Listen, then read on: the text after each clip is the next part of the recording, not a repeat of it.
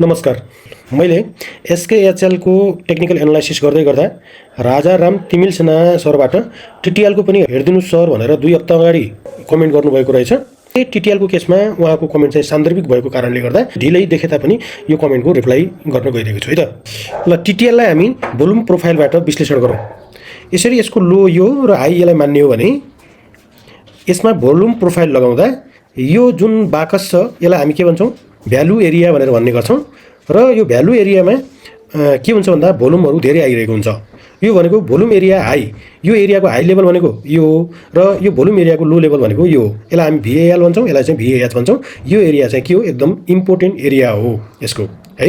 अनि यो रातो छ यो चाहिँ सेलिङ भोल्युम हो। यो भनेको चाहिँ यस्तो खालको कलर छ यो भनेको चाहिँ बाइङ भोल्युम हो है। भनेको मतलब यो ठाउँमा बाइङ भन्दा सेलिङ चाहिँ बढी छ यो माथिल्लो लेभलमा। भने यो ठाउँमा एकदम मोस्ट इम्पोर्टेन्ट टर्नओभर आइरहेको छ। यसमा किनबेच चाहिँ बढी भइरहेको छ भन्ने कुरा बुझ्नुपर्ने हुन्छ।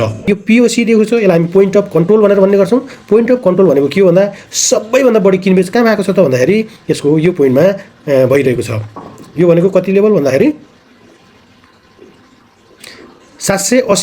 780 को रेन्जमा यसको चाहिँ म्याक्सिमम किनबेच भइरहेको छ भने यो चाहिँ अहिले चाहिँ के छ भन्दाखेरि प्राइस चाहिँ यो भन्दा माथि भएको कारणले गर्दाखेरि 780 यसको स्ट्रङ सपोर्ट जोन भनेर बसेको छ।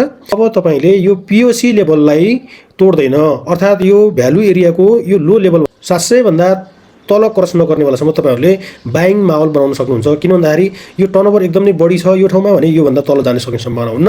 यदि गइहाल्यो भने तत्काल एक्जिट हुनुपर्ने हुन्छ। किन भन्दा यो तल्लो लेभलमा भोल्युम नै छैन है। भोल्युम नै नभएपछि के हुन्छ यसमा शार्प फल हुन सक्ने सम्भावना अत्यधिक हुन्छ। यो चाहिँ के हुन्छ भोल्युम छैन भने यसरी योबाट खस्यो भने तीव्र गतिमा चाहिँ झर्न सक्छ है।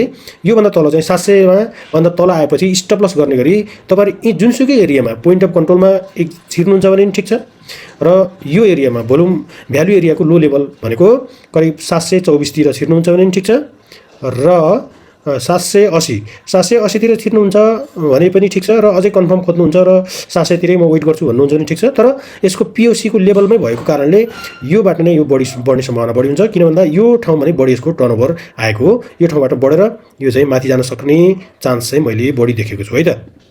बाइ द वे स्टकमा सधैँ भने जस्तो हुँदैन हैन र यसमा एकदम म्यासिभ सेलिङ प्रेसर आइसकेको छ। यसमा हामीले यदि फिबोनाकी ड्र गर्ने हो भने कुन लेभलसम्म आएको छ यो 0.78 सम्मको लेभलमा आएको छ। 0.61 भन्दा तल आयो भने के हुन्छ भन्दाखेरि स्टक केही समय चाहिँ रोकिन सक्छ, साइडवेज बस्न सक्छ अनि मात्र मुभ ब्लक छ अहिले माथि तल चाहिँ मुभ ब्लक छ। त्यसकारणले यो ठाउँमा तपाईहरुले बिस्तारै एकुमुलेसन गर्दा चाहिँ उपयुक्त हुन्छ र तल गयो भने स्टप लस गर्ने, माथि गयो भने प्रफिट खाने